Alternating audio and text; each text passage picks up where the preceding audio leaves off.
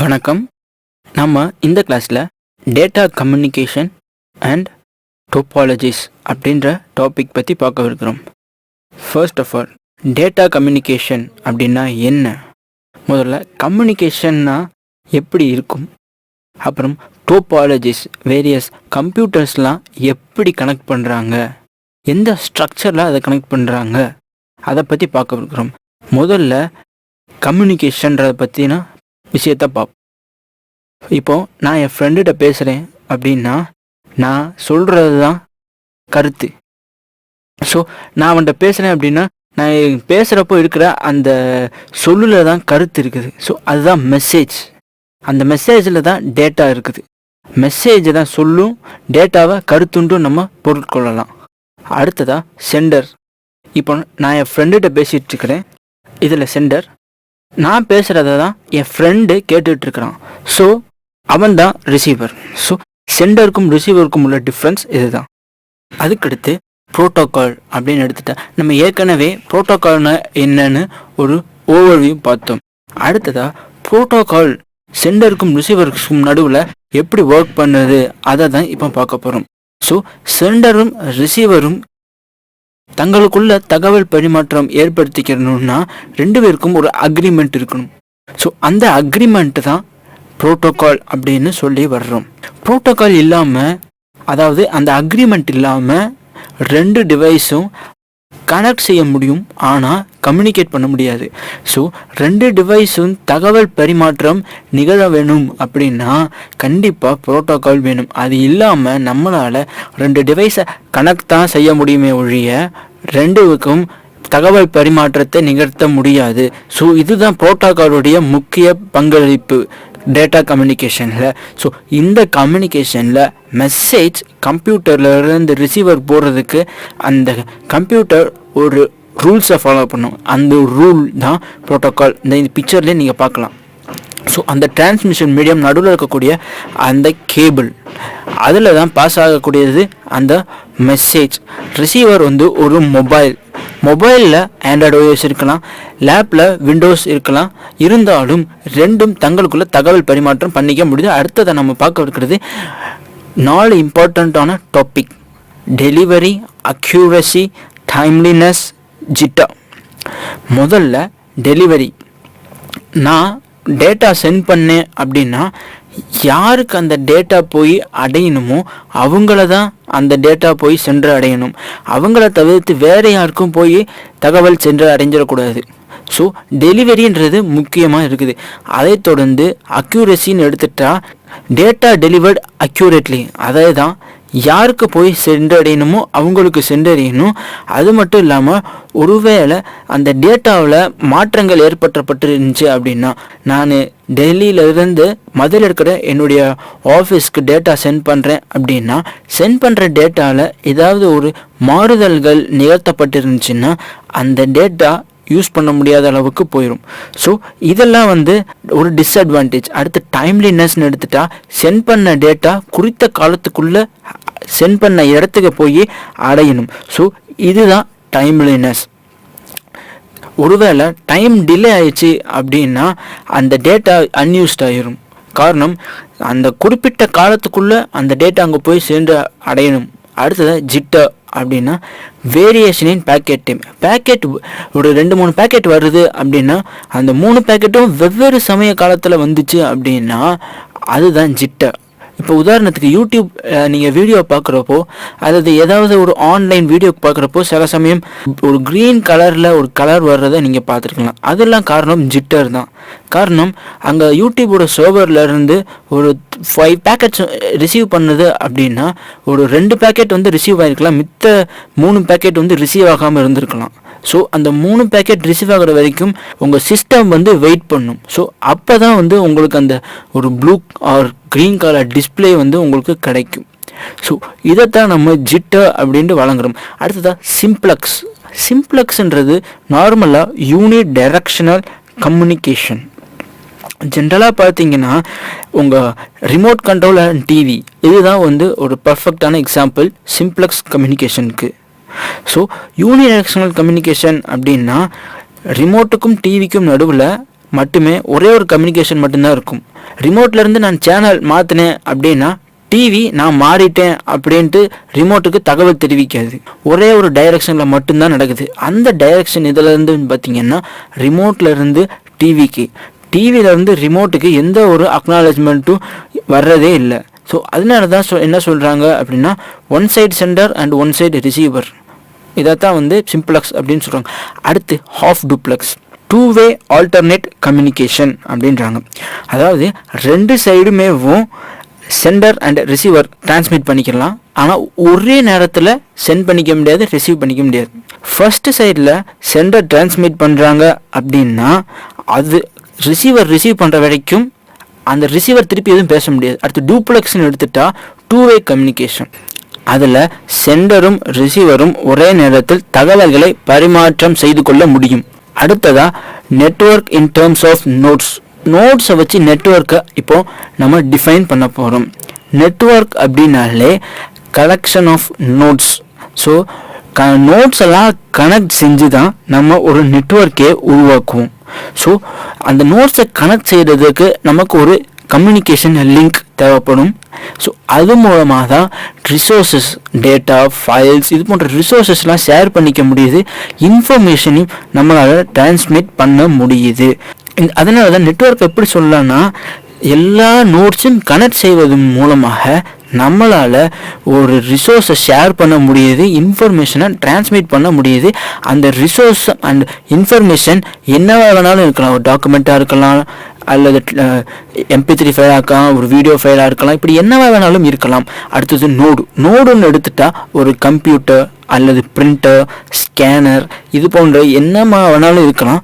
ஆனால் அந்த நோட்ஸ்குள்ளே டிரான்ஸ்மிட் ஆகிற information text, voice, picture, video எப்படி வேணாலும் இருக்கலாம். So types of connection, transmission medium base பண்ணி அதோடைய டைப்ஸ் என்னன்னு பார்க்க போகிறோம். ஃபஸ்ட்டு பாயிண்ட் டு பாயிண்ட், அதுக்கடுத்து multi point connection. Point to பாயிண்ட்னு எடுத்துட்டிங்கன்னா ஒரே ஒரு நோடு ரெண்டு டிவைஸை கனெக்ட் பண்ணும். அது ஒரு டெடிகேட்டட் லிங்க். டெடிகேட்டட் லிங்க் அப்படின்னா அந்த லிங்க்கை அந்த ரெண்டு கம்ப்யூட்டரை மட்டுமே தான் கனெக்ட் செய்ய இயலும். இப்போது நீங்கள் இதில் பார்க்கலாம், இது கம்ப்யூட்டர் 1, இது கம்ப்யூட்டர் 2. இது ரெண்டுக்கும் நடுவில் இருக்கக்கூடிய அந்த லிங்க் அந்த ரெண்டு கம்ப்யூட்டரையும் கனெக்ட் செய்யக்கூடியதாக இருக்குது.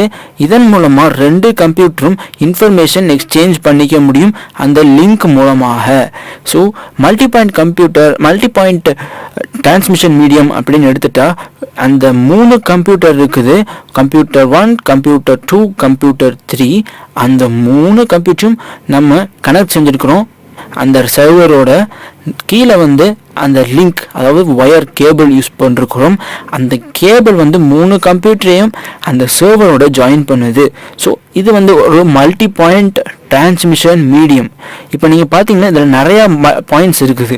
ஃபர்ஸ்ட் பாயிண்ட் ஃபர்ஸ்ட் கம்ப்யூட்டரோடையும், செகண்ட் பாயிண்ட் செகண்ட் கம்ப்யூட்டரோடையும், தேர்ட் பாயிண்ட் தேர்ட் கம்ப்யூட்டரோடையும் ஜாயின் பண்ணிட்டு சர்வரோட ஜாயின் பண்ணுது. இதே பாயிண்ட் டு பாயிண்ட் எடுத்துக்கிட்டிங்கன்னா ஒரே ஒரு டெடிகேட்டட் லிங்க் தான் இருக்குது ரெண்டு கம்ப்யூட்டருக்கும் நடுவில். ஆனால் மல்டி பாயிண்ட் எடுத்துட்டிங்கன்னா ஒவ்வொரு கம்ப்யூட்டருக்கும் ஒரு டெடிகேட்டட் லிங்க் இருக்கிறத நீங்கள் பார்க்கலாம். ஸோ இதுதான் பாயிண்ட் டு பாயிண்ட்டுக்கும் மல்டி பாயிண்ட்டுக்கும் உள்ள டிஃப்ரென்ஸு. அடுத்து சைஸை பேஸ் பண்ணி கிளாஸிஃபை பண்ணலாம் நெட்வொர்க்கை. அதை personal area network, local area network, campus area network, metropolitan area network, white area network அப்படின்ட்டு 5 வகையாக நம்ம டிஸ்டிங்யூஸ் பண்ணலாம். இப்போது ஒவ்வொன்றுக்கும் தனித்தனி தன்மைகள் இருக்கும். இதை நம்ம கிளாஸிஃபை பண்ணுறது மூலமாக ஒரு நெட்வொர்க் இன்ஜினியராக உங்களுக்கு ஒரு நெட்வொர்க் பில்ட் பண்ண சொன்னாங்க அப்படின்னா ஃபர்ஸ்ட் அது என்ன விதமான நெட்வொர்க், அதோடைய சைஸை நீங்கள் வச்சு அளவிடணும். ஒருவேளை பர்சனல் ஏரியா நெட்வொர்க் நான் பில்ட் பண்ணணுமா, அல்லது லோக்கல் ஏரியா நெட்வொர்க்கை நான் கட்டுமானம் பண்ணணுமா, அல்லது ஒரு கேம்பஸ் ஏரியா நெட்வொர்க்கை நான் கட்டுமானம் பண்ணணுமா, இப்படி எந்த விதமான நெட்வொர்க்கை நான் கனெக்ட் செய்ய போகிறேன் அப்படின்றத நீங்கள் சைஸை வச்சு அளவிடணும். இப்போ லோக்கல் ஏரியா நெட்வொர்க் அப்படின்னு எடுத்துட்டா அதில் குரூப் ஆஃப் நோட்ஸை ஒரு குறிப்பிட்ட ஏரியாவில் கனெக்ட் பண்ணிட்டு இதில் நீங்கள் பார்க்கலாம் 2 PC யூசர்ஸ், ஒரு டயல்-அப் ஃபோன், இன்னொரு ஒர்க் ஸ்டேஷன் இருக்குது. அதில் நம்ம ஒரு சுவிட்சோட கனெக்ட் பண்ணியிருக்கிறோம். அந்த ஸ்விட்சை தான் சர்வரோட கனெக்ட் பண்ணிக்கிறோம். அந்த ஸ்விட்சை நீங்கள் பார்க்கலாம். ஸோ எல்லா டயல்-அப் ஃபோன், அந்த 3 கம்ப்யூட்டர் எல்லாத்தையும் அந்த ஸ்விட்சோட நம்ம கனெக்ட் செஞ்சுருக்கிறோம். நீங்கள் இங்கே பார்க்கறது தான் ஸ்விட்சோட ஒரு டயக்ராமேட்டிக் ரெப்ரசன்டேஷன். அதை கொண்டு போய் சர்வரோட ஜாயின் பண்ணியிருக்கிறோம். அது வந்து சர்வரோட டயக்ராமேட்டிக் ரெப்ரசன்டேஷன். ஸோ இது ஒரு குறிப்பிட்ட ஏரியாக்குள்ளே மட்டுமே தான் யூஸ் பண்ணுவோம்.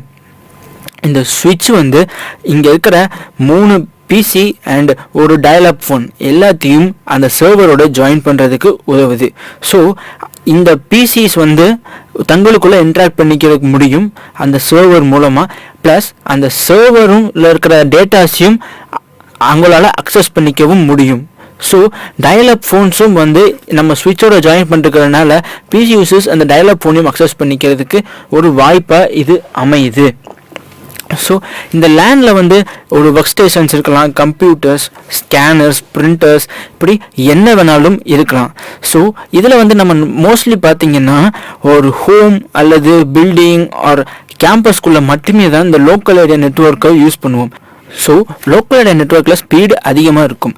இப்போ கேம்பஸ் ஏரியா நெட்வொர்க்கில் லேன், குரூப் ஆஃப் லேன்னு சொல்கிறோம். ஸோ லேன் எல்லாம் இன்டர் கனெக்ட் பண்ணுறோம். அதோடைய ஏரியா வந்து குறிப்பிட்ட ஏரியா தான் கனெக்ட் பண்ண முடியும். உதாரணத்துக்கு military camp or school campus, இதில் தான் வந்து இந்த கேம்பஸ் ஏரியா நெட்வொர்க் யூஸ் பண்ணுவாங்க. ஸோ இது ஒரு பிளாக், இது ஒரு பிளாக், இது ஒரு பிளாக். ஸோ 3 பிளாக்ஸையும் நான் ஜாயின் பண்ணிக்கிறேன். பிளாக் 1ல் ஒரு லோக்கல் ஏரியா நெட்வொர்க் இருக்கும், பிளாக் 2ல் ஒரு லோக்கல் ஏரியா நெட்வொர்க், பிளாக் 3ல் ஒரு லோக்கல் ஏரியா நெட்வொர்க் இருக்கும். ஸோ இந்த 3 லோக்கல் ஏரியா நெட்வொர்க்கும் ஜாயின் பண்ணுறேன். ஸோ பிளாக் 1 வந்து லைப்ரரியாக இருக்கலாம், பிளாக் 2 வந்து சிவில் இன்ஜினியரிங்கான லேபாக இருக்கலாம், பிளாக் 3 வந்து இசிக்கான லேபாக இருக்கலாம். ஸோ இந்த 3 லேப்ஸையும் கனெக்ட் செய்கிறதுக்கு கேம்பஸ் ஏரியா நெட்வொர்க் யூஸ் பண்ணலாம். அடுத்து இந்த லோக்கல் ஏரியா நெட்வொர்க்ஸை நீங்கள் கொஞ்சம் பார்த்தீங்க அப்படின்னா, லோக்கல் ஏரியா நெட்வொர்க்குடைய ஸ்பீட் 1 Mbps. அது மட்டும் இல்லாமல் அதோடைய பேண்ட்விட்த்தும் கொஞ்சம் அதிகம் தான், 10 Mbps. ஆனால் லோக்கல் ஏரியா நெட்வொர்க்கை ஒரு டிஸ்அட்வான்டேஜ் 1 அல்லது 2 கிலோமீட்டருக்குள்ளே தான் நம்ம இந்த லோக்கல் ஏரியா நெட்வொர்க்கை யூஸ் பண்ண முடியும். மோஸ்ட்லி நம்ம இதில் யூஸ் பண்ணுறது ரிங் டோபாலஜி தான். ஸோ ரிங் டோபாலஜி அப்படின்னா என்னன்னு நம்ம பின்னாடி பார்க்க இருக்கிறோம். ஸோ லோக்கல் ஏரியா நெட்வொர்க்கை நம்ம ரிங் டோபாலஜியில் கனெக்ட் செய்கிறதன் மூலமாக அதோடைய ஸ்பீடு வந்து கொஞ்சம் அதிகமாக இருக்குது. ஆனால் அதோடைய சைஸ் எவ்வளோ தூரம் அந்த லோக்கல் ஏரியா நெட்வொர்க் கவர் பண்ண முடியும் அப்படின்றத பார்த்தா அது கொஞ்சம் கம்மி தான். ஸோ லோக்கல் ஏரியா நெட்வொர்க் ஒரு குறிப்பிட்ட ஆர்கனைசேஷனுக்குள்ளே மட்டுமே தான் யூஸ் பண்ண முடியும். அது பிற ஆர்கனைசேஷனை ஜாயின் பண்ணுறதுக்குன்னு வர்றப்போ நம்ம நடுவில் ரவுட்டர்ஸ் இது போன்ற எக்ஸ்டர்னல் ஹார்ட்வேர்ஸ் கண்டிப்பாக நம்ம யூஸ் பண்ணியே ஆகணும். இப்போ உங்களுக்கு ஒரு நெட்வொர்க் இன்ஜினியராக உங்களுக்கு ஒரு டாஸ்க் கொடுத்துருக்காங்க அப்படின்னா 2 லோக்கல் ஏரியா நெட்வொர்க்கை கனெக்ட் செய்யணும் அப்படின்ட்டு சொன்னால் அதுக்கு நீங்கள் கண்டிப்பாக ரவுட்டர் இல்லாமல் கனெக்ட் செய்கிறதுன்றது கொஞ்சம் ஹார்டு தான். ஸோ நம்ம ஏற்கனவே பார்த்தபடி அந்த ரவுட்டர் வந்து டிரான்சிவிங் ஆண்டனா இருக்குது, அது மூலமாக கனெக்ட் செய்கிறதுக்கு முடியும். இப்போ மெட்ரோபாலிட்டன் ஏரியா நெட்வொர்க் அப்படின்னு எடுத்துட்டா அது வந்து டிஃப்ரெண்ட் சிட்டிஸில் இருக்கக்கூடிய லோக்கல் ஏரியா நெட்வொர்க்கை கனெக்ட் செய்யக்கூடியதாக இருக்குது. ஸோ ஒவ்வொரு சிட்டி, அதாவது கோயம்புத்தூரில் ஒரு லோக்கல் ஏரியா நெட்வொர்க் இருக்கலாம், சென்னையில் ஒரு லோக்கல் ஏரியா நெட்வொர்க் இருக்கலாம். ஸோ கோயம்புத்தூரும் சென்னையும் வெவ்வேறு சிட்டி. இந்த 2 சிட்டியும் கனெக்ட் செய்கிறதுக்காக நம்ம யூஸ் பண்ணுற அந்த எலமெண்ட் தான் மெட்ரோபாலிட்டன் ஏரியா நெட்வொர்க். இந்த இன்னும் சிம்பிளிஃபை பண்ணி சொல்லணும் அப்படின்னா 2 சிட்டியில் இருக்கக்கூடிய 2 லோக்கல் ஏரியா நெட்வொர்க்கையும் ஜாயின் பண்ணுறதுக்காக யூஸ் பண்ணுறது தான் metropolitan area network. So local area network வந்து சென்னையில் இருக்கிற லோக்கல் ஏரியா நெட்வொர்க்கில் ஒரு 100 கம்ப்யூட்டர் அண்ட் மதுரையில் இருக்கக்கூடிய லோக்கல் ஏரியா நெட்வொர்க்கில் ஒரு 100 கம்ப்யூட்டர்ஸ் இருக்கலாம். ஸோ 2 வெவ்வேறு சிட்டிஸ். ஸோ நான் இது 2ஐயும் கனெக்ட் பண்ணுறேன். ஸோ இதைத்தான் இந்த ஓவரால் சிஸ்டத்தை தான் மெட்ரோபாலிட்டன் ஏரியா நெட்வொர்க் அப்படின்ட்டு சொல்கிறேன். ஸோ இது மூலமாக சிட்டிக்கும் ரிசோர்ஸ் ஷேரிங் நடத்த முடியுது. அடுத்ததாக பர்சனல் ஏரியா நெட்வொர்க் அப்படின்னா என்னன்னு பார்க்க இருக்கிறோம். பர்சனல் ஏரியா நெட்வொர்க் மூலமாக ஷார்ட் டிஸ்டன்ஸில் மட்டும்தான் ஃபைல் ட்ரான்ஸ்ஃபர் பண்ண முடியும். அதாவது பர்சன் டு பர்சன் அல்லது இண்டிவிஜுவல் யூசர்ஸ் கூட. இதில் வந்து printer, mobile, computer, wireless printer இதெல்லாம் வந்து common example personal area network. இப்போ இருக்கிற வயர்லெஸ் கீபோர்ட்ஸ்லாம் கூட பர்சனல் ஏரியா நெட்வொர்க் தான். வயர்லெஸ் மவுஸ் இதெல்லாம் வந்து வயரே இல்லாமல் நம்மளால் சிஸ்டத்தை அக்சஸ் பண்ணி அதில் இருக்கிற சேஞ்சஸ்லாம் நம்ம கண்காணிக்க முடியுது. இதெல்லாம் எப்படி சாத்தியமாகுதுன்னு பார்த்தீங்கன்னா இந்த பர்சனல் ஏரியா நெட்வொர்க் மூலமாக தான். இதை வந்து ப்ளூடூத் மூலமாக நம்ம செய்கிறோம். அதுக்கடுத்து வைட் ஏரியா நெட்வொர்க். ஏற்கனவே சொன்னபடி லேண்ட்ஸ் எல்லாம் ஜாகிரபிக்கல் டிஸ்டன்ஸ், அதாவது அந்த டிஸ்டன்ஸ்ன்னு எடுத்துக்கிறப்போ அமெரிக்காவில் ஒரு லோக்கல் ஏரியா நெட்வொர்க் இருக்கலாம், இங்கே இந்தியாவில் ஒரு லோக்கல் ஏரியா நெட்வொர்க் இருக்கலாம். ஸோ இந்த ரெண்டையும் ஜாயின் பண்ணுறதுக்கு தான் நம்ம இந்த வைட் ஏரியா நெட்வொர்க் யூஸ் பண்ணுவோம். ஸோ இது வந்து நிறைய ஜாகிரபிக்கல் ஏரியாவை கனெக்ட் செய்கிறதா இருக்குது. ஸோ இது வந்து ஒரு குறிப்பிட்ட நெட்வொர்க்கை இன்னொரு குறிப்பிட்ட நெட்வொர்க்கோட கனெக்ட் செய்கிறதுக்காக உதவுது. அந்த குறிப்பிட்ட நெட்வொர்க் எந்த கண்ட்ரிலையோ கண்டத்திலையும் இருக்கலாம். ஸோ அதுக்காக நம்ம யூஸ் பண்ணுறது என்னென்னா ரவுட்டர். ஸோ இந்த ரவுட்டரை வந்து நம்ம ஜாயின் பண்ணியிருக்கிறோம், அந்த ரவுட்டரோட ஸ்விட்சை ஜாயின் பண்ணியிருக்கிறோம். ஸோ அந்த ஸ்விட்சிலேருந்து வர்ற கனெக்ஷன்ஸு அந்த 3 பிசி அண்ட் ஒரு டயல்-அப் மோடம். ஸோ 2 சைடும் நீங்கள் பார்க்கலாம், 3 பிசியும் ஒரு டயல்-அப் மோடமும் இருக்குது. ஸோ அந்த எல்லாத்தையும் நம்ம ஸ்விட்சோட ஜாயின் பண்ணுறது மூலமாக அந்த ரவுட்டரோட கனெக்ட் செய்கிறோம். ஸோ இப்போ 2 பேரும் தங்களுக்குள்ள தகவல் பரிமாற்றத்தை நிகழ்த்தி கொள்ள முடியும். இதனால தான் இதை வந்து வைட் ஏரியா நெட்வொர்க் அப்படின்னு சொல்கிறாங்க. வைட் ஏரியா நெட்வொர்க்கில் வந்து ஸ்பீடுன்னு பார்த்தா கொஞ்சம் கம்மி தான். அது மட்டும் இல்லாமல் எரர் ரேட்டும் அதிகம். ஏன்னா ஃபைல் ட்ரான்ஸ்ஃபர் ஆகுது அப்படின்னா வயர்லெஸில் போகிறப்போ எந்த இடத்துல பேக்கெட் ட்ராப் ஆகுது அப்படின்றதுல நம்மளால் நிர்ணயம் செய்கிறது கடினம். ஆனால் லோக்கல் ஏரியா நெட்வொர்க்லன்ற அது எந்த இடத்துல பேக்கெட் லாஸ் ஆச்சு அப்படின்றத ஈஸியாக நம்மளால் அனுமானிக்க முடியும். ஏன்னா இப்போ ஒரு வயரில் தான் டிரான்ஸ்மிட் ஆகுது அப்படின்னா எந்த பாயிண்டில் அது டிரான்ஸ்மிட் ஆகலான்றதை ஈஸியாக கண்டுபிடிச்சிக்கலாம். இப்போ இந்த லோக்கல் ஏரியா நெட்வொர்க்கில் நீங்கள் எடுத்துட்டிங்கன்னா அதை நம்ம ஈஸியாக கண்டுபிடிக்கலாம். அந்த சர்வரில் ஒரு வேளை அது எரர் இருந்துச்சு அப்படின்னா நம்ம அதை மட்டும் அரேஞ்சாக போதும். ஆனால் வைட் ஏரியா நெட்வொர்க்கில் அப்படி கிடையாது. ஸோ இந்த 2 ரவுட்டர் இருக்குது அப்படின்னா 2 ரவுட்டருக்குள்ளே எந்த பாயிண்டில் அந்த எரர் உருவாச்சு அப்படின்றத கண்டுபிடிக்கிறது கஷ்டம். ஸோ 2 ரவுட்டர் மூலமாக நம்ம தகவல் பரிமாற்றம் நடக்குது. ஸோ இந்த 2 ரவுட்டருக்கு நடுவில் சில பல ரவுட்டர்ஸும் இருக்கலாம். அதைத்தான் நம்ம இன்டர்மீடியட் ரவுட்டர்ஸ் அப்படின்னு சொல்லிட்டுருக்கிறோம். ஸோ இது மூலமாக இங்கே இருக்கிற இந்த கம்ப்யூட்டர்ஸும் இங்கே இருக்கிற இந்த நெட்வொர்க்ஸும் ஸ்விட்ச் மூலமாக இந்த ரவுட்டரோடு சேர்ந்து தங்களுடைய இன்ஃபர்மேஷனை ஷேர் பண்ணிக்க முடியுது. அந்த சர்வரும் இங்கே இருக்கிற ஸ்விட்ச் அண்ட் ரவுட்டர்ஸ் மூலமாக தங்களுக்கு தேவையான கிளைண்ட்ஸோட இன்ஃபர்மேஷனை ஷேர் பண்ணிக்க முடியுது. ஸோ இதுதான் வைட் ஏரியா நெட்வொர்க். இது ஜென்ரலாக கம்பெனிஸ்லாம் அதிகமாக யூஸ் பண்ணிட்டு வர்றாங்க, மல்டிநேஷ்னல் கம்பெனிஸ்.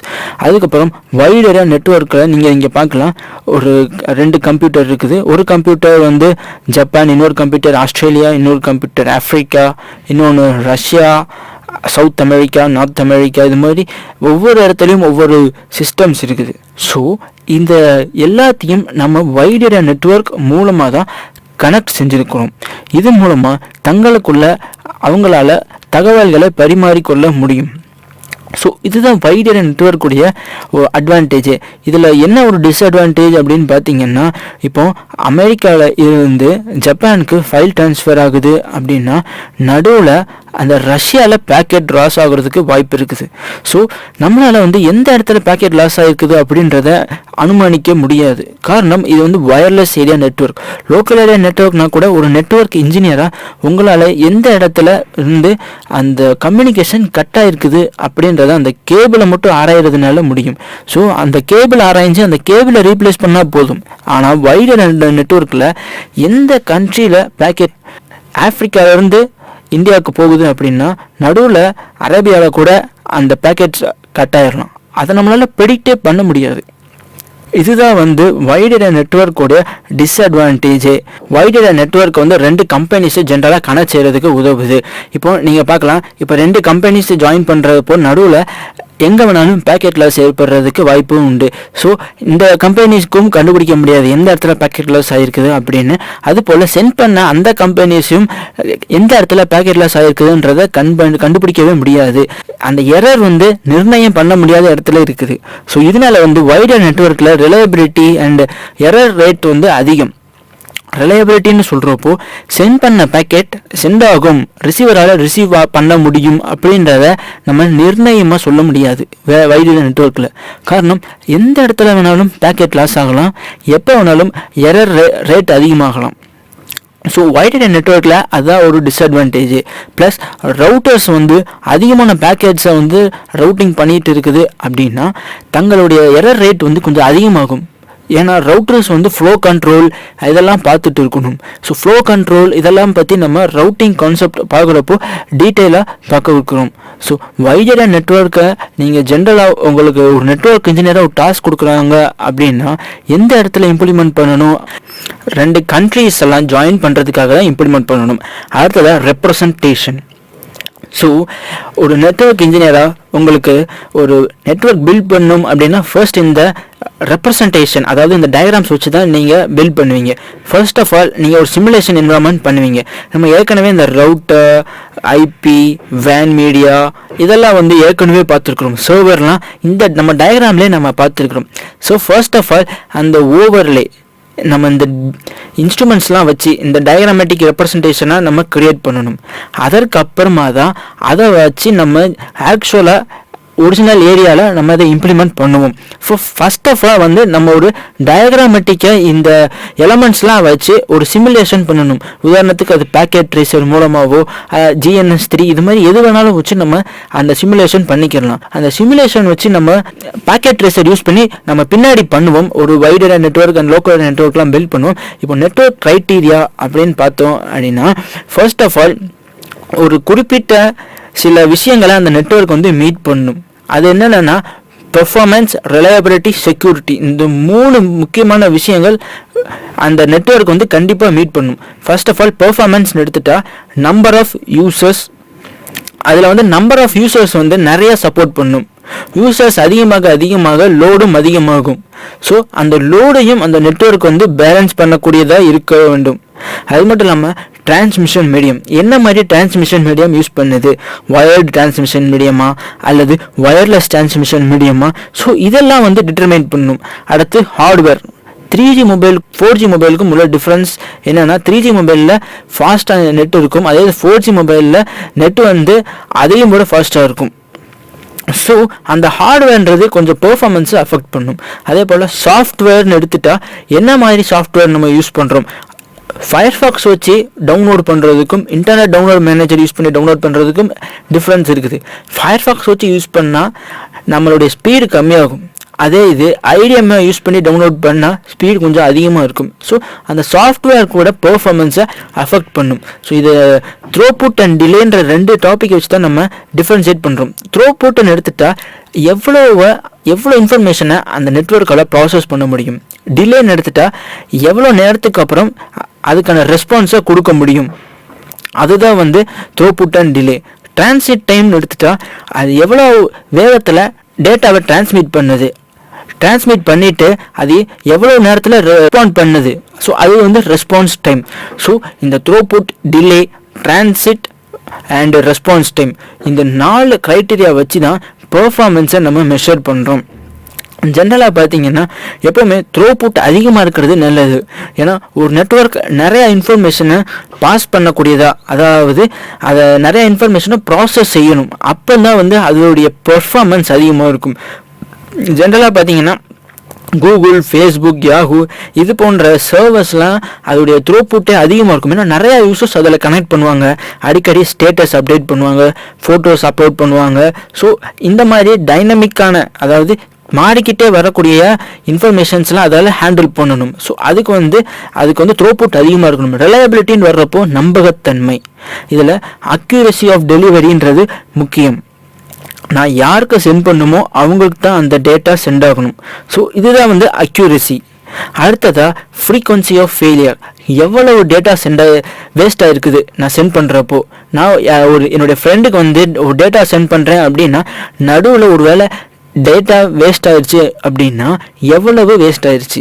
ஸோ அதுதான் ஃப்ரீக்வன்சி. அந்த ஃப்ரீக்வன்சின்ற நம்ம எதை மென்ஷன் பண்ணுறோம்னா எவ்வளவு டேட்டா வீணாக இருக்குது, அதான் எவ்வளவுன்ற கீவேர்டு தான் ஃப்ரீக்வன்சியை நம்ம மென்ஷன் பண்ணுறோம். அதுக்கடுத்து ரெக்கவரி டைம், ஒருவேளை அந்த நெட்வொர்க் வந்து ஃபெயிலியர் ஆயிடுச்சு அப்படின்னா திருப்பி மீண்டு வர்றதுக்கு எவ்வளவு நேரம் எடுக்குது. உதாரணத்துக்கு இப்போ அண்ணா யூனிவர்சிட்டி வெப்சைட்ஸ்லாம் நம்ம கனெக்ட் பண்ண ட்ரை பண்ணோம் அப்படின்னா முக்கியமாக இந்த ரிசல்ட் வெளியிட்ட நேரத்துல எல்லாம் அது வந்து சர்வர் டவுன் அப்படின்ட்டு வரும். காரணம் நிறைய பேர் அதை அக்சஸ் பண்ண ட்ரை பண்ணுறனால தான். ஸோ அதோடைய ரெக்கவரி டைமை மென்ஷன் பண்ணுறது தான் ரெக்கவரி டைம். அதுக்கடுத்து செக்யூரிட்டி. ஸோ அன்அத்தாரைஸ்ட் அக்சஸ், அதாவது யார் அந்த டேட்டாவை அக்சஸ் பண்ண முடியுமோ அவங்க மட்டும்தான் அந்த டேட்டாவை அக்சஸ் பண்ணணும். அதை தவிர்த்து வேறு யாரும் அந்த டேட்டாவை அக்சஸ் பண்ணிடக்கூடாது. ஸோ இதுதான் செக்யூரிட்டி. அது மட்டும் இல்லாமல் அந்த டேட்டாவை டேமேஜ் ஆகாமல் ப்ரொடெக்ட் பண்ணணும். ஸோ இதுக்கெல்லாம் செக்யூரிட்டி இஷ்யூஸ் நம்ம பாலிசிஸாக எழுதுவோம். ஸோ ஒவ்வொரு கம்பெனிக்கும் ஒரு செக்யூரிட்டி பாலிசிஸ் இருக்கும். ஏன்னா ஒவ்வொரு கம்பெனிஸ்லையும் இருக்கக்கூடிய டாக்குமெண்ட்ஸ் ரொம்ப இம்பார்ட்டண்ட். ஸோ அதுக்கெல்லாம் ஒரு ரிட்டன் டாக்குமெண்ட்ஸ் வச்சு எழுதி வச்சுட்டோம்னா அது கொஞ்சம் செக்யூர்டாக இருக்கும். ஒரு டேட்டாபேஸ் ஃபைலாக இருக்கட்டும் அல்லது ஒரு சின்ன டாக்குமெண்ட் ஃபைலாக இருக்கட்டும், எல்லாமே ஒரு செக்யூரிட்டி ஃபீச்சர்ஸ்ன்றது இம்பார்ட்டண்ட்டாக தேவைப்படுது. ஏன்னா ஒரு கம்பெனியோட பட்ஜெட் ஃபைலே இந்த டேட்டாபேஸில் தான் ஸ்டோர் பண்ணுவாங்க. ஸோ அந்த செக்யூரிட்டி இம்பார்ட்டன்ட். இப்போ டோபாலஜின்னு எடுத்துட்டா bus, star, ring and mesh topology, இப்படி 4 வகையாக பிடிக்கலாம். டோபாலஜி அப்படின்னாலே அமைப்பு அப்படின்ட்டு அர்த்தம். ஸோ கம்ப்யூட்டரில் நம்ம என்ன அமைப்பில் ஜாயின் பண்ணியிருக்கிறோம் அதுதான் இந்த டோபாலஜியை மீன் பண்ணுது. ஜென்ரலாக பார்த்தீங்கன்னா இதில் 4 வகையாக வடிவமைச்சிருக்கிறாங்க. நீங்களும் ஒரு லோக்கல் ஏரியா நெட்வொர்க் உங்களை பில்ட் பண்ண சொல்கிறாங்க அப்படின்னா இந்த 4ல் ஒரு டோபாலஜி தான் சூஸ் பண்ணி நீங்கள் அந்த லோக்கல் ஏரியா நெட்வொர்க்கை பில்ட் பண்ணுவீங்க. உதாரணத்துக்கு உங்களுடைய லேப்லேயும் ஒரு லோக்கல் ஏரியா நெட்வொர்க் பில்ட் பண்ண சொல்கிறாங்க அப்படின்னா ஃபர்ஸ்ட் ஆஃப் ஆல் இந்த பஸ்ஸில் பண்ணணுமா அல்லது ஸ்டாரில் பண்ணணுமா, இதை மாதிரி நீங்கள் அனலைஸ் பண்ணி அதை பில்ட் பண்ணணும். First of all bus topology. இது ஒரு மல்டி பாயிண்ட் டோபாலஜி அப்படின்னு சொல்லலாம். பஸ் டோபாலஜியில் நிறைய பாயிண்ட்ஸ் இருக்கும். ஸோ ஒவ்வொரு கம்ப்யூட்டரும் தங்களுக்குள்ள கனெக்ட் செய்யப்பட்டிருக்கும். நடுவில் இருக்கிற அந்த லிங்க் தான் முதுகெலும்பு போல அமையக்கூடியது. அந்த லிங்க்ஸ் எல்லாம் கனெக்டர் கூட ஜாயின் ஆகிருக்கும். ஸோ நீங்கள் பார்க்கலாம் இங்கே இருக்கிற 3 கம்ப்யூட்டருக்கும் கனெக்டரோட ஜாயின் பண்ணியிருக்கிறாங்க. ஸோ இது ஒரு கனெக்டர், இது ஒரு கனெக்டர், இது ஒரு கனெக்டர். இந்த கனெக்டர்ஸ் அந்த 3 கம்ப்யூட்டரையும் நடுவில் முதுகெலும்பு போல இருக்கக்கூடிய அந்த லிங்கோட ஜாயின் பண்ணுது.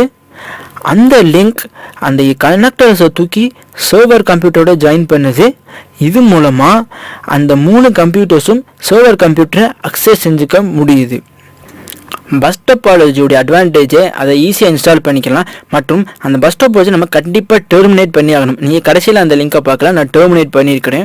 ஸோ டெர்மினேட் பண்ணல அப்படின்னா பஸ் டோபாலஜி ஒர்க் ஆகாது. ஸோ பஸ் டோபாலஜியை பில்ட் பண்ணுறதுக்கு காஸ்ட்டும் அதிகமாக இருக்காது. ஸோ சின்ன சின்ன கம்பெனிஸ்லாம் பஸ் டோபாலஜியை வச்சு நெட்வொர்க் பில்ட் பண்ணுறதுன்றது ஒரு எஃபிஷியன்சி தான். அது மட்டும் இல்லாமல் இன்புட் அவுட்புட் போட்டு இதை பில்ட் பண்ணுறதுக்கு கம்மி தான். நிறைய இன்புட் அவுட்புட் போட்டு தேவைப்படாது. அது மட்டும் இல்லாமல் இன்ஸ்டாலேஷனும் கொஞ்சம் ஈஸி தான். ஆனால் டிஸ்அட்வான்டேஜ் என்னென்னா நிறைய டிராஃபிக் வந்துச்சு அப்படின்னா பஸ் நெட்வொர்க் அது அதிகமாக பாதிக்கும். அது மட்டும் இல்லாமல் இன்னொரு நோடு அல்லது இன்னொரு டிவைஸை நான் இந்த டோபாலஜியோட ஆட் பண்ணுறதுன்றது கொஞ்சம் கஷ்டமான விஷயம். அது மட்டும் இல்லாமல் அந்த முதுகெலும்புக்கு போல் அமையக்கூடிய அந்த லிங்க் பாதிச்சிச்சு அப்படின்னா என்டையர் பஸ் டோபாலஜியும் பாதிக்கும். ஸோ இந்த பஸ் டோபாலஜியில் அந்த லிங்க் தான் ரொம்ப ரொம்ப important. So bus topology multi point cabling ஏன் சொல்கிறேன்னா இதில் நீங்கள் பார்க்கலாம் ஒவ்வொரு கம்ப்யூட்டர்ஸ்க்கும் ஒரு கேபிளிங் இருக்குது. இதனால தான் இதை மல்டி பாயிண்ட் கேபிளிங் அப்படின்று சொல்கிறோம். பஸ் டோபாலஜியை நார்மலாக லோக்கல் ஏரியா நெட்வொர்க்ஸில் யூஸ் பண்ணிட்டு வராங்க. மோஸ்ட்லி இந்த ஸ்மால் ஸ்கேல் இண்டஸ்ட்ரீஸ், அது மட்டும் இல்லாமல் லேப்ஸ் அண்ட் லைப்ரரிஸ், இதெல்லாம் பஸ் டோபாலஜி தான் யூஸ் பண்ணிட்டு வராங்க. காரணம் இதை ஈஸியாக இன்ஸ்டால் பண்ணிக்கலாம். அது மட்டும் இல்லாமல் அதுக்கு காஸ்ட்டும் அதிகம் எடுக்காது. ஸோ பஸ் டோபாலஜி அதோடைய அக்சஸ் மெத்தட் ப்ராட்காஸ்ட் மெத்தட் வச்சு அக்சஸ் பண்ணிக்கலாம். அண்ட் எல்லா கம்ப்யூட்டரும் ஒரு மெசேஜோடைய காப்பியை தான் ரிசீவ் பண்ணும். அந்த ரிசீவர் அந்த ஓப்பன் பண்ண முடியும் அந்த மெசேஜை. ஸோ மித்த எல்லா கம்ப்யூட்டரும் அதோடைய காப்பியை மட்டும் தான் ரிசீவ் பண்ண முடியும். ஆனால் அந்த ரிசீவர் தான் அந்த மெசேஜ் ஓப்பன் பண்ண முடியும். இப்போ நீங்கள் பார்க்கலாம் இங்கே ஒரு கம்ப்யூட்டர் இருக்குது. ஸோ இந்த இடத்துல ஒரு வேளை டேமேஜ் ஆகிடுச்சு அந்த லிங்க் அப்படின்னா அந்த கம்ப்யூட்டரால் இன்ஃபர்மேஷனை ரிசீவ் பண்ண முடியாது. ஒருவேளை அந்த கனெக்டர் டேமேஜ் ஆயிடுச்சு அப்படின்னா அதை தொடர்ந்து வரக்கூடிய மித்த 2 கம்ப்யூட்டரால் இன்ஃபர்மேஷனை ரிசீவ் பண்ண முடியாது. ஏன்னா ஒரு இடத்துல பாதித்தாலும் அந்த லிங்கே பாதித்தபடி. ஸோ அந்த லிங்க் தான் முதுகெலும்பு போல அமைவது. அந்த ஒரு கனெக்டர் மட்டும் பாதிச்சிச்சு அப்படின்னா பக்கத்தில் இருக்கிற 2 கம்ப்யூட்டரும் ஒழுங்காகவே இருந்தாலும் அதோடைய கனெக்டர்ஸ் அதோடைய லிங்க்ஸ் எல்லாம் ஒழுங்காகவே இருந்தாலும் ஒர்க் ஆகாமல் போயிடும். ஸோ ஒரு நெட்வொர்க் இன்ஜினியராக உங்களுக்கு ஒரு பஸ் டோபாலஜியில் நீங்கள் ஒரு நெட்வொர்க் ஃபார்ம் பண்ணிட்டீங்க அப்படின்னா ஒருவேளை நடுவில் வந்து ஏதாவது எரர் வந்துருச்சுன்னா ஃபர்ஸ்ட் ஆஃப் ஆல் நீங்கள் ஐடென்டிஃபை பண்ண வேண்டியது எந்த இடத்துல அந்த எரர் உருவாயிருக்குது அப்படின்றத ஐடென்டிஃபை பண்ணிவிட்டு அதுக்குடைய கனெக்டர் அண்ட் அதுக்குடைய லிங்கை மட்டும் நீங்கள் மாற்றிட்டீங்கன்னா அந்த நெட்வொர்க் வந்து பர்ஃபெக்டாக ஒர்க் ஆகும். ஸோ இதில் வந்து நீங்கள் ஈஸியாக வந்து எரர் வந்து ஈஸியாக ரெக்டிஃபை பண்ணிடலாம். ஸோ பஸ் டோபாலஜியோடைய அட்வான்டேஜே ஈஸியாக எரர் வந்து இந்த மாதிரி மெத்தட் யூஸ் பண்ணி ரெக்டிஃபை பண்ணிடலாம். ஃபர்ஸ்ட் ஆஃப் ஆல் நீங்கள் ஐடென்டிஃபை பண்ண வேண்டியது கனெக்டர்ஸ் எல்லாம் கரெக்டாக இருக்குதான்னு பார்க்கணும். ஏன்னா கனெக்டர்ஸ் மட்டும் ஒரு வேளை எரர் ஆச்சுன்னா மித்த எல்லாமே ஒர்க் ஆகாமல் போயிடும். ஸ்டார் டோபாலஜி அப்படின்னா ஒவ்வொரு கம்ப்யூட்டர்ஸ்க்கும் ஒரு பாயிண்ட் டு பாயிண்ட் லிங்க் இருக்கும். அந்த கம்ப்யூட்டர்ஸை தூக்கி ஹப்பில் ஜாயின் பண்ணி அதையே திருப்பியும் சர்வரோட ஜாயின் பண்ணியிருப்போம். ஸோ ஒவ்வொரு நோடும் ஒரு லிங்க் தேவைப்படும். ஸோ ஒவ்வொரு நோடுக்கும் ஒரு போர்ட் இருக்கும். அந்த போர்ட் மூலமாக தான் அந்த நெட்வொர்க்கை கனெக்ட் பண்ணுவோம். ஸோ எல்லா நெட்வொர்க்கும் அந்த ஹப்பை நம்பி தான் இருக்கும். ஒரு வேளை ஹப்பு மட்டும் போயிடுச்சுன்னா அந்த நெட்வொர்க்கே கொலாப்ஸ் ஆயிரும். அந்த ஹப்பு தான் வந்து இம்பார்ட்டண்ட் இந்த என்டையர் நெட்வொர்க்கும். அந்த ஹப்பு அந்த சர்வரோட கீழே இருக்கிற 3 கம்ப்யூட்டரும் கனெக்ட் பண்ணுது. ஹப்பு ஃபெயிலியர் ஆச்சுன்னா அந்த கனெக்ஷனே டேமேஜ் ஆயிரும். ஸோ ஸ்டார் டோபாலஜியில் ஒரு அட்வான்டேஜ் என்னென்னா ஒரு கம்ப்யூட்டர் ஃபெயில் ஆனாலும் கனெக்ஷன் மித்த கம்ப்யூட்டர்லாம் அது பாதிக்காது. ஸோ பஸ்ஸில் எடுத்துட்டிங்கன்னா ஒரு கம்ப்யூட்டர் அல்லது ஒரு கனெக்டர் பாதிச்சிச்சுன்னா மித்த கம்ப்யூட்டரும் அது பாதிக்கும். இதில் வந்து ஃபால்ட்டை ஈஸியாக ஐடென்டிஃபை பண்ணலாம். இப்போ இந்த இடத்துல ஒரு வேளை எரர் உருவாயிடுச்சு அப்படின்னா அந்த கம்ப்யூட்டரை மட்டும் நம்ம அனலைஸ் பண்ணால் போதும். நம்ம எல்லா கம்ப்யூட்டரும் அனலைஸ் பண்ணணுன்ற அவசியமே இல்லை. ஸோ ஃபால்ட்டை நம்ம ஈஸியாக ஐடென்டிஃபை பண்ணிடலாம்.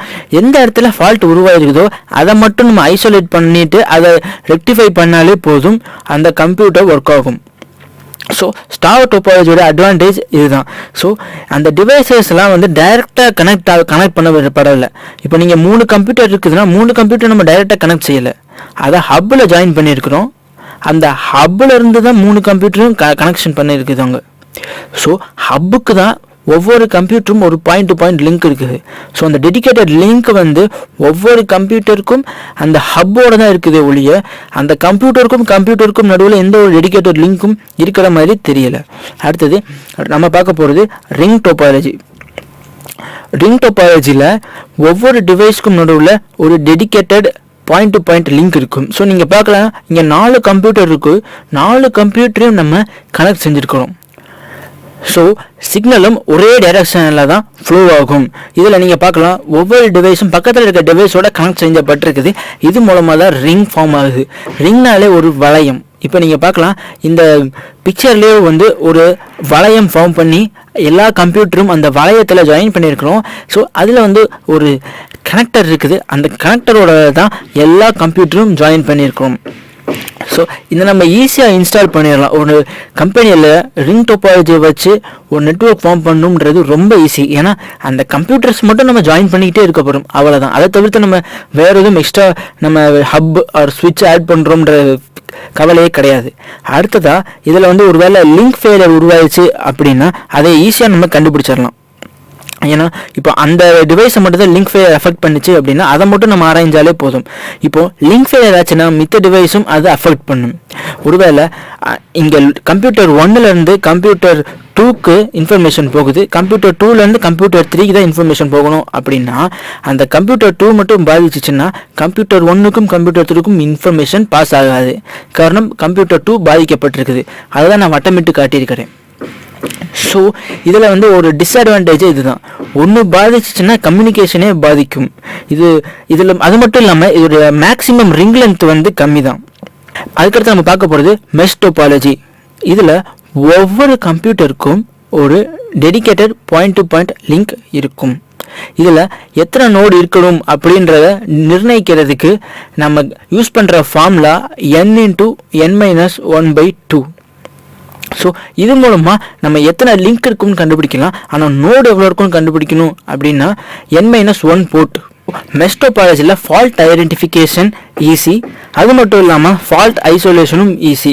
ஸோ எந்த இடத்துல ஃபால்ட் உருவாயிருக்குன்றதை கண்டுபிடிக்கிறது ரொம்ப சுலபம் மெஷ் டோபாலஜியில். இப்போ இதில் இது நோட் 1, இது நோட் 2, இது நோட் 3, இது நோட் 4. ஸோ 4 நோட்ஸ் இருக்குது. இப்போ இதை கனெக்ட் செய்கிறதுக்கு எத்தனை லிங்க் தேவைப்படும் அப்படின்ட்டு நம்ம கண்டுபிடிக்கணும். அதுக்கு நம்ம ஒரு ஃபார்முலா யூஸ் பண்ண போகிறோம். 4 into 3, அதாவது n into n minus 1. n வந்து 4, அப்போ n minus 1ன்றப்போ 3 டிவைடட் பை 2, அப்போனா 12/2, அப்போ 6. ஸோ 6 லிங்க் தேவைப்படும். இந்த 4 கம்ப்யூட்டர் ஜாயின் பண்ணுறதுக்கு 6 லிங்க் தேவைப்படும். அதை n-1 தான் நம்ம 3ன்னு சொல்கிறோம். அதாவது n-1 போர்ட் இருக்கணும், அதாவது 3 போர்ட் இருக்கணும். ஸோ 4 into 3, அதாவது 12, அப்போ 12/2 6. இப்போ நீங்கள் வெரிஃபை பண்ணி பார்க்கலாம். இங்கே இருக்கிற 4 கம்ப்யூட்டர்ஸ் இருக்குது, அதாவது 4 நோட்ஸ். அதை கனெக்ட் செய்கிறதுக்கு நம்ம எத்தனை லிங்க் யூஸ் பண்ணியிருக்கிறோம் அப்படின்றத கால்குலேட் பண்ணலாம். 1 2 3 4, இது 5th லிங்க், இது 6th லிங்க். ஸோ 6 லிங்கை வச்சு நம்ம 4 கம்ப்யூட்டரும் ஜாயின் பண்ணிட்டோம்.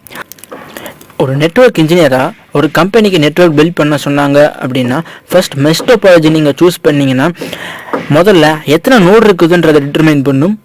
அதை தொடர்ந்து அந்த லிங்க் கால்குலேட் பண்ணணும். அந்த லிங்க் கால்குலேட் பண்ணுறதுக்கு தான் n into n-1/2 அப்படின்ற ஃபார்முலா யூஸ் பண்ணி எத்தனை லிங்க்ஸ் தேவைப்படும் அப்படின்றத நம்ம டிட்டர்மைன் பண்ணுவோம். எத்தனை லிங்க்ஸ் தேவையோ அத்தனை ஒயர்ஸை நம்ம ரெடி பண்ணி எல்லா கம்ப்யூட்டர்ஸையும் நம்ம கேபிளிங் பண்ணிட்டா போதும். அந்த கம்ப்யூட்டர்ஸ் தங்களுக்கான ரிசோர்ஸஸை ஷேர் பண்ணிக்கிறதுக்கு முடியும். ஆனால் இதோடைய டிஸ்அட்வான்டேஜ் என்னென்னா இது இன்ஸ்டால் பண்ணுறதும் கஷ்டம், கான்ஃபிகர் பண்ணுறது கஷ்டம். ஸோ ஹார்ட்வேர் வந்து அதிகமாக தேவைப்படும், அதனால் காஸ்ட்டும் அதிகமாக தேவைப்படும்.